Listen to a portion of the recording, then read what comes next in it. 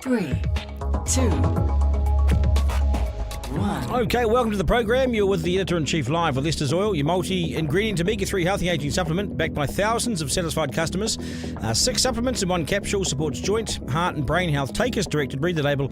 It is About Health Auckland. Duncan Garner, live. Right, evening everybody, I'm Duncan Garner. Welcome to the program. Good to have your company and welcome everybody on TikTok I'm watching as well. Coming up, the OCR has cut 50 basis points. Interest rates are coming down. Was it enough? Brad Olsen from Infometrics and Vanessa Williams from realestate.co.nz will join me shortly. And Bubba, the comedian, makes the top 6 on Celebrity Treasure Island, so she will join me too. Can she win it? She joins me a little bit later. Let's go. Duncan Garner, live. Yes, so good news. The bank's cutting interest rates. They've already started to move. It comes in the wake of today's move to cut the OCR by 50 basis points. Some picked it, some didn't. Some thought maybe half that, but yeah, he's gone the full way. Inflation's under control, they say. It's also a sign that the economy's tanked as well. It needs some life thrown into it. It's a difficult job, but it's hardly been smooth sailing, has it? Brad Olsen from Infometrics, our loyal man, is with us again. Brad, g'day, mate. Nice to have you on. Good evening. What's your take on this? It's further than most people thought, but he ended up having to go there, didn't he? Because the economy's just so dead. Well, and this is the interesting thing. I mean, I wasn't picking it. I could certainly understand how they would get there, and they obviously have decided it. But it is, I think, a bit of an admission that actually they've been too slow on cutting it, because you're right, the economy is in a much darker spot. When we look through the data, the Reserve Bank itself has effectively said, look, we need to get back towards normal quicker than we first had expected. So they've gone away from that normal 25 basis point cut, instead opted for the 50. By pulling things out bigger, really they have noted that, look, the economy is weaker, where interest rates are at the moment are still too restrictive compared to where they want things to be. But what was, I guess, a little bit unusual was that at the same time as the bank said, look, we need faster interest rate relief, they also said economic trends have been broadly in line with what we said last time, which it does sort of make it, or I think implies a bit that the bank even themselves have said, look, we've probably taken too long to get here, taken too long to start to cut. The economy is clearly in a weak position. And it's not so much that it needs stimulus, but it certainly doesn't need as much restriction on it that it's currently got. So that's where I think that the shift has come from.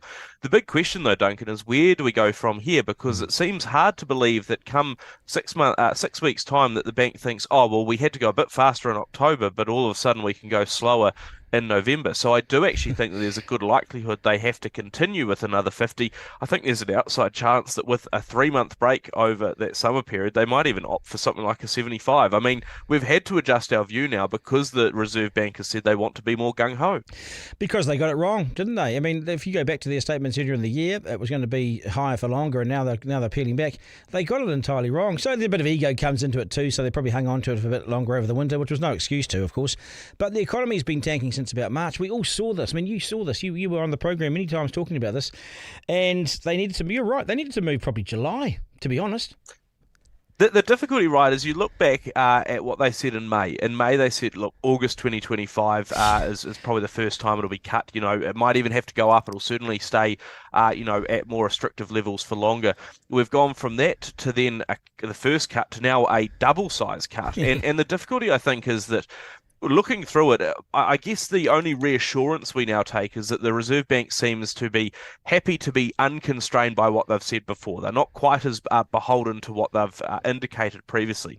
Also makes it pretty difficult for anyone, including us, to go, what do we think is going to happen next? Because really, we're all been chasing our tail because the bank's been chasing its tail. So that I think is still difficult because, you could look at any of the economic data you want and we're still not quite sure what's happening here. Yeah. I think what's interesting, though, right? We've got inflation data out next week.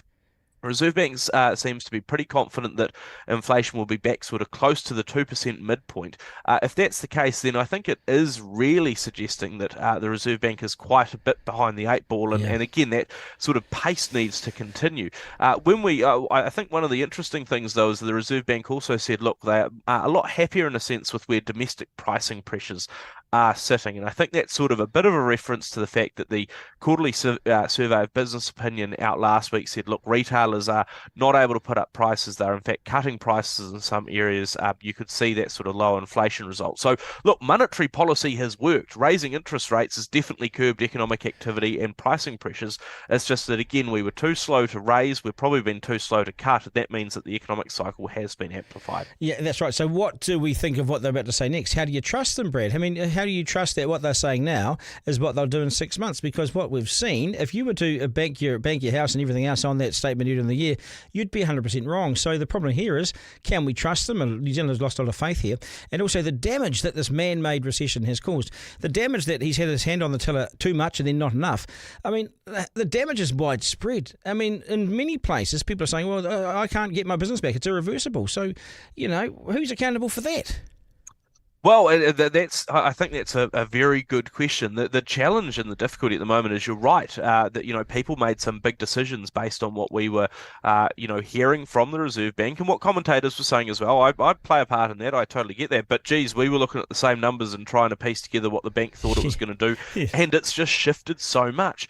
And I think what's interesting at the moment is the bank said, markets are broadly expecting this, so that's all right. And I go, well, you look back sort of 3 to 6 months when the markets were also still picking this, and the Reserve Bank said, get stuffed, get back in your lane, Yes. We know better than you do, market. So I do find that one a little bit bizarre and a little bit challenging. I've heard already from some friends, who have said, look, I'm really encouraged. This is actually really good news for me. It gives me a little bit more confidence. What do you say, though, like you say to the people 6 months ago who might have fixed for longer because that was the message? What is interesting is that about 40% of new mortgage lending in the month of August was fixed for just a 6-month term. And so it really does highlight that, people are really champing at the bit when it comes to sort of fixing shorter to get that lower interest rate sooner rather than later. I don't know if it's going to perk things up immediately, but I think it is certainly shifting the dial a bit. I'm not sort of expecting that, in the next month or two, you all of a sudden see consumer spending jump up. But I do think that what it highlights is that people will be feeling a little bit different. They're probably hoping to just get through to Christmas at this point, and then 2025, better things start to emerge. And so we're positioning ourselves for 25, you see, by having these low interest rates, and you're thinking that maybe they'll go 0.5 again. If that's the case, and they probably still need to, because at 475 for the OCR, it's still pretty, there's plenty of room to move there. I see the ANZ have sent out a note to some of its lenders, some of its brokers at they're going to offer 5.69, so that's 0.6 below what's being offered at the moment, and that's almost 2% lower than what was around in January, February. So that's 2% lower. That's astonishing, really, in the space of 9 months. It's a big shift. And I mean, it's one of those things, if 50 right now in October, before you've got inflation, before you've got labour market data, but, ahead of still a big break over summer, at Infometrics, we're still thinking there is now a live chance of 75. Now, given that I was calling for 25 this morning, that feels like a whipsaw even to myself, and I totally get that. But I think the more that we continue to read from the Reserve Bank that their change in view, their pivot in view has been so substantial that it does sort of imply that you might well see a bit more of that. But you're right, even at 475, if you've got inflation at 2%, it still says that your sort of real interest rate, that's coming through there is around the 2% mark. So there's still quite a bit there that could be eased further in a sense to stimulate a bit more activity. And I think that what we're looking for and what we'll be interested in is sort of how quickly do things perk up, because the bank will still not want to completely rush away with things, and that's not what we're expecting to happen at the moment. But you look at the likes of construction activity, you look at the likes of consumer spending, you look at the housing market, and I know you'll be discussing that shortly. That all I think is an area where we're probably looking for it to stabilise first rather than sort of shoot away rocket to the moon stuff. But it's just not deteriorating any further will be the first step change that people will be looking for. I reckon the big question now is, and this hopefully happens, I'll talk about this a bit later, but it's confidence. And so all the business confidence surveys, and you and I have spoken about this, the confidence is coming back, and the surveys have shown confidence coming back. Even though the firms aren't in good nick and they're sort of still laying people off or whatever, the confidence is good because, well, it can't be any worse, right? Because they're at rock bottom. So they're looking forward. This will help confidence levels, and that's important because that means they might make the right decision around a business investment.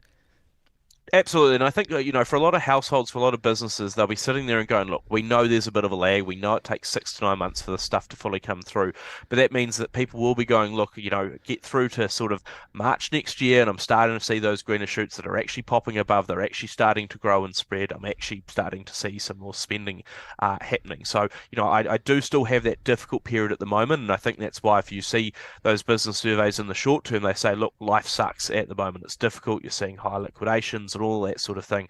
But that better view to come, I think, is important. And the difficult one, and I think the judgment and the balance that's going to happen in the economy for the next 6 to 9 months there, Duncan, is going to be households who are going, look, sure, I've got a better mortgage rate. If I just wait 6 months or so, I'll refix lower. That's going to be great.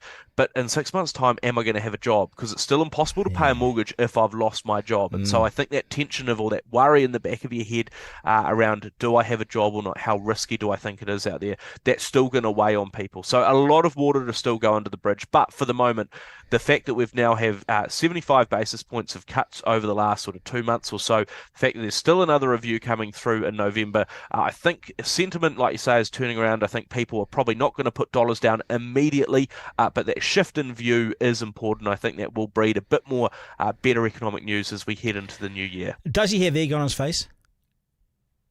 Not according to them. I mean, there's nothing in there that sort of says it. But like I say, you just have to go and look at their forecasts and their own wording where, again, the forecast back in May was saying no change until August 2025, maybe the risk that things go higher. You come through to what happened in August, first cut, but also sort of saying, look, we're sort of not rushing these things. We're sort of just taking it slow and steady and a bit more normal. And I can understand that.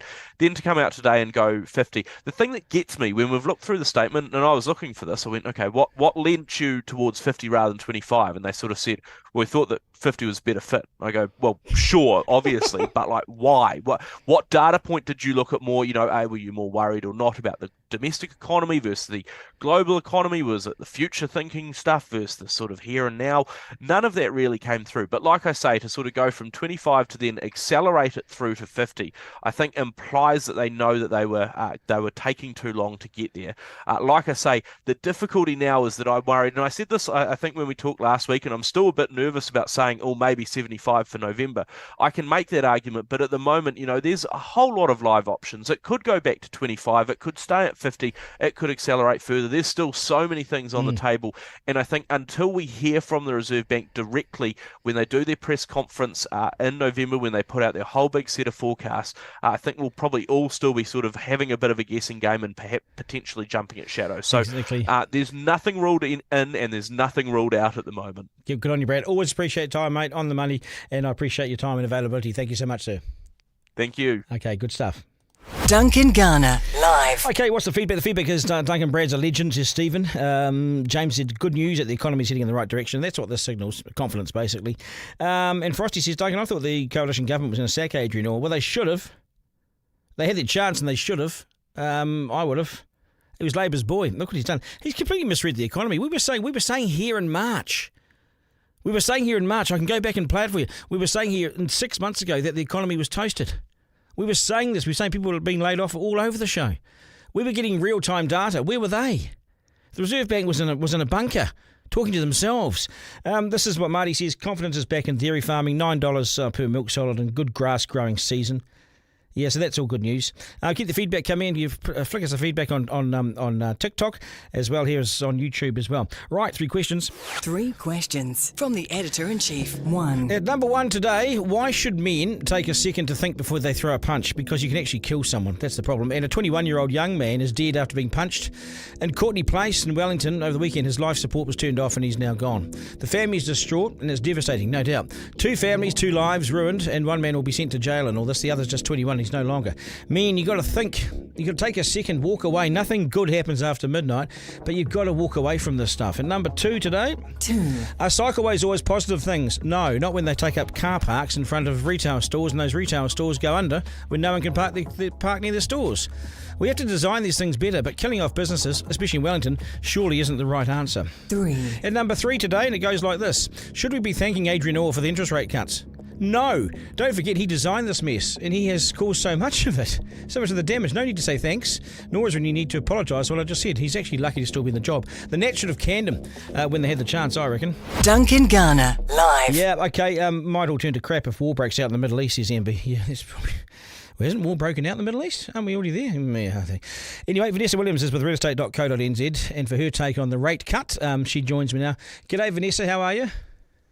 Evening, Duncan. Very well, thank you. How are you going? Very good. Nice to catch up. So what's your take on this? What's the real estate market saying? 'Cause it's been all a bit, it's been a bit flatter than you guys like. So what's it going to do? Oh, yeah. And look, I think New Zealand needed this. Property market aside, New Zealand needed this cut.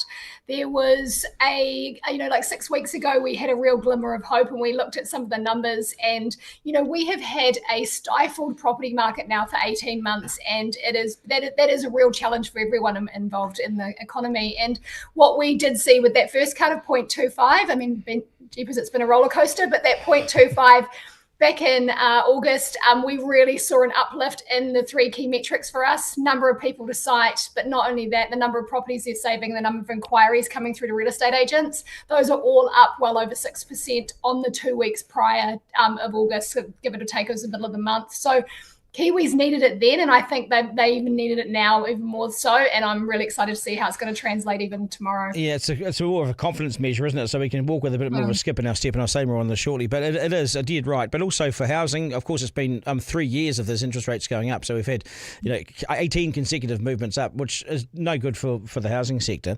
And you've seen people stop building and so forth as a result. I reckon you'll see a big spike in listings and traffic. I reckon it's about to happen, don't you? I also believe that as well. So when I look at it, when you kind of do the maths on it, last year we had really genuinely stifled demand. So properties were just not moving, and we have got a whole bunch of demand that needs to come through from those who were wanting to transact in 2023. It hasn't leapfrogged in 2024. While we're seeing some really healthy year-on-year increases, that's because last year was so rubbish. Yes. So looking at a healthy year-on-year increase on a rubbish year is just getting what I call back to normal. Yes. And so I'm looking forward to seeing all of that stifled demand that didn't come through in 2023 move through into 2024 and early 2025. And look, there is plenty of stock to go around. Yeah, because people have to move. I mean, I know a lot of people have put things on hold and haven't done things because, well, they just haven't. But it's still true that people move anyway, in recessions and in times of good and times of bad, whatever, because it's just nature of life, right? I reckon you're about to see a lot of movement because people have just been holding off on certain things, holding off on decision making, just hunkering down, not spending. So retailers felt that, not putting the house on the market because they're going to bide their time, wait for the market to move. I reckon this is, in some ways, it's just a signal to hit the green button again, isn't it? It's, we can live again, Yeah, no, absolutely. I completely agree with you. I think that there has been a lot of that. I think there will still be some nervousness around, it's all good and well to move house, but you're still going to be able to pay for that house. Yes. So I do think that there is elements of that. But look, I think, now more than ever, if you are thinking of moving, the beauty of the market that we've got now is we've seen the same average asking price for the last 20 months.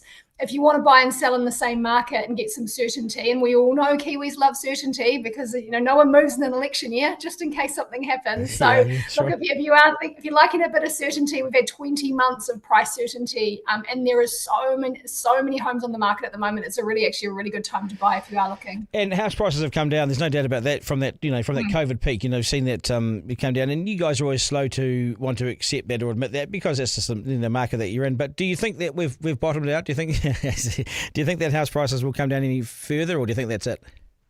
I would argue that's probably it. When I look at, so the peak was basically $1 million January 2021, and we've dropped 15% on that, give or take. And it's been pretty consistent now for the last 18 months. So, to go down any further, I just can't see why. Now with this change in OCR, I think that that's been really helpful for as you said, confidence. And as I said, people just going, I can get on with my life a little bit better now.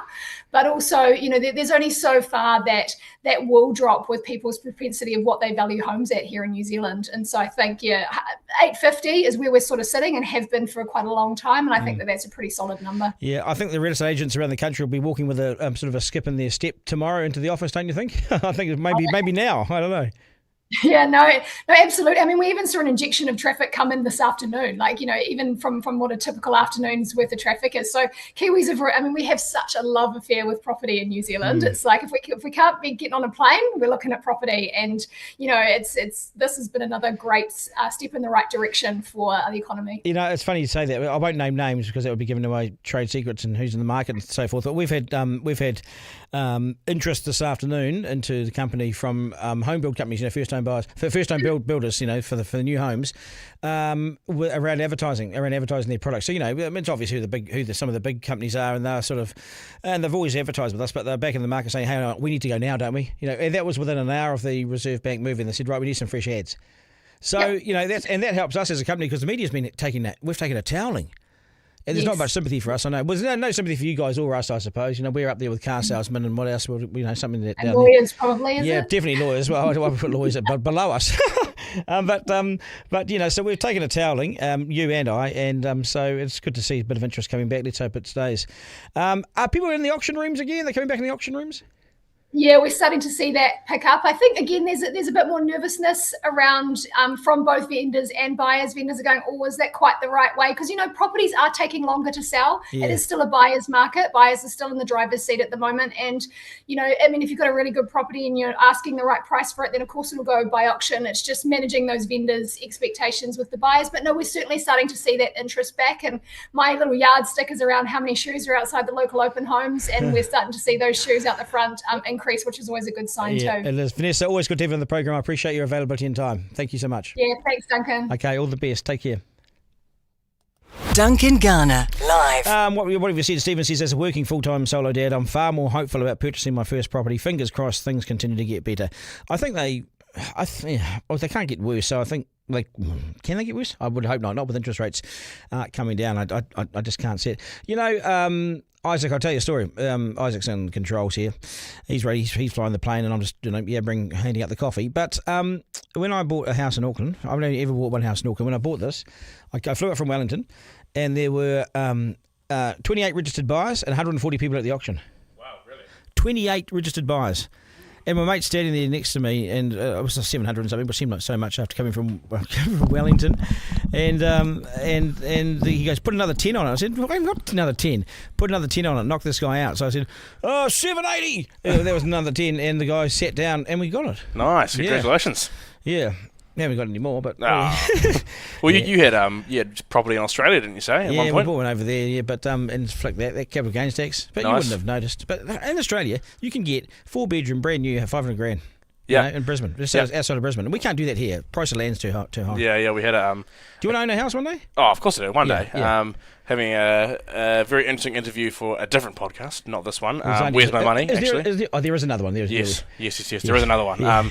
And they were doing. They're having a chat about prices in New Zealand compared to prices in Australia, and it was very, very, very interesting. Oh, yes, it's true though. At the moment, life is significantly better over in Australia. It really is. But that's other news. My mum lost her second granddaughter, off to Australia. Just announced it today to her mum. So there's another granddaughter gone. So there's 2 granddaughters gone to Australia. They're seeing that heaps in New Zealand. Heaps of people leaving over to Australia because it's Would just. You go? It's a bit, I have thought about it. Lock the door.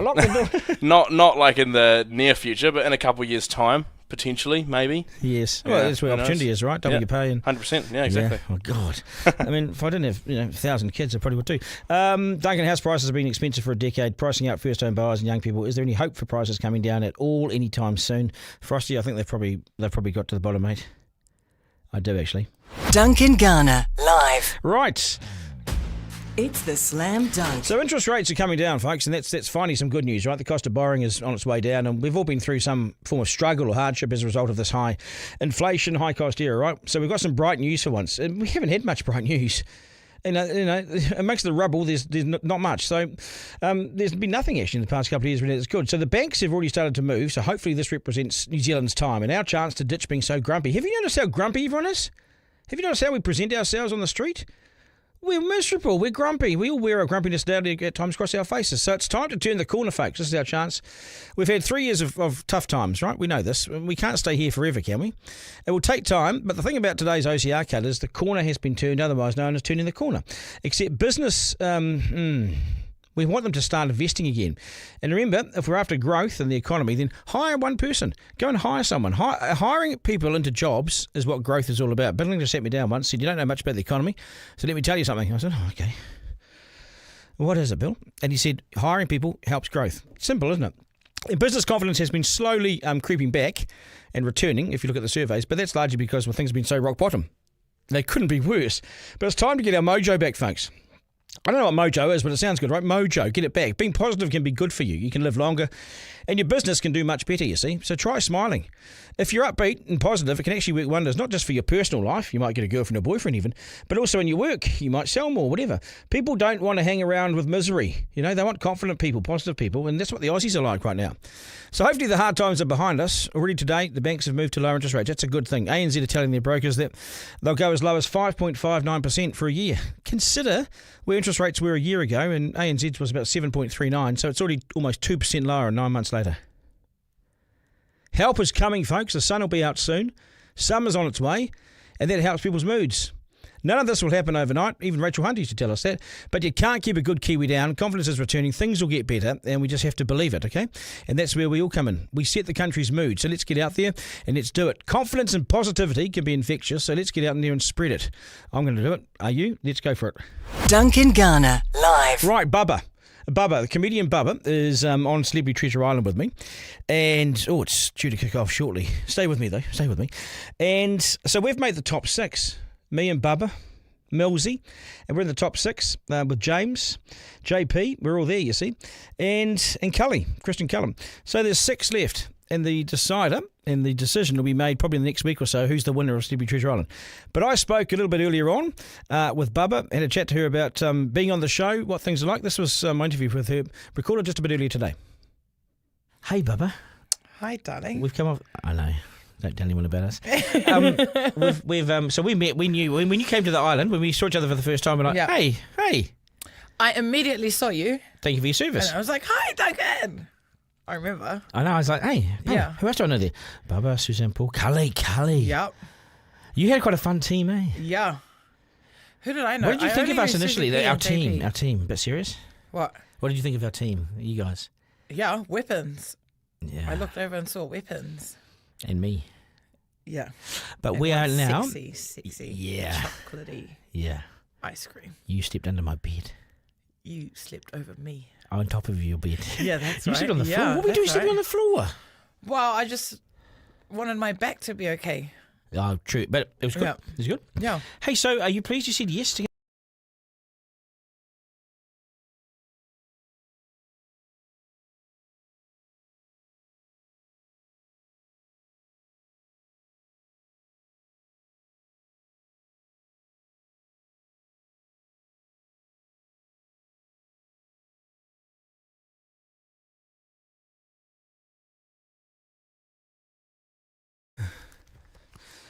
Okay, right. We're just having a few technical difficulties here, and we'll sort this out in a minute. So this was a pre-recorded interview, and it's just frozen with Bubba picking your nose, which I don't think she's going to be very happy about. So here we go. We're going to realign this up. We're going to realign it. I don't know what's happened there. Something's happened technically. This is the thing with digital and with the internet and everything. You just it's just all a bit ropey, and it can sometimes go like that. So that's frozen. But I think we're going to be able to get it back. I'll have comms shortly with the flight deck, and Isaac's on the flight deck, and I'm down the back serving coffee. So hopefully very shortly we'll be able to get an update. And I thought Bubba was a great character to be on the island with. She's very cool. It doesn't actually realise how funny she was. Here we go. Darling. Here it is again. Nope. Here it's coming again. We're doing this live, so we're playing this pre-recorded interview, but we're going to do it live. We're good to go. Should we do it from the top, will we? Is that how it's going to be? I'll just get the update. The update. Hey, hang on a Bubba. sec. Here we go, guys. Hi, darling. We've come off. I know. Don't tell anyone about us. So we met. We knew when you came to the island, when we saw each other for the first time. We're like, hey. I immediately saw you. Thank you for your service. And I was like, hi, Duncan. I remember. I know. I was like, hey. Yeah. Who else do I know there? Bubba, Suzanne, Paul, Cully. Yep. You had quite a fun team, eh? Yeah. Who did I know? What did you think of us initially? Our team. A bit serious. What? What did you think of our team? You guys. Yeah, weapons. Yeah. I looked over and saw weapons. And me. Yeah. But And we are one now. Sexy. Yeah. Chocolatey. Yeah. Ice cream. You stepped under my bed. You slept over me. On top of your bed. Yeah, that's You right. slept on the floor. Yeah, What were we doing sleeping on the floor? Well, I just wanted my back to be okay. Oh, true. But it was good. Yeah. It was good. Yeah. Hey, so are you pleased you said yes to...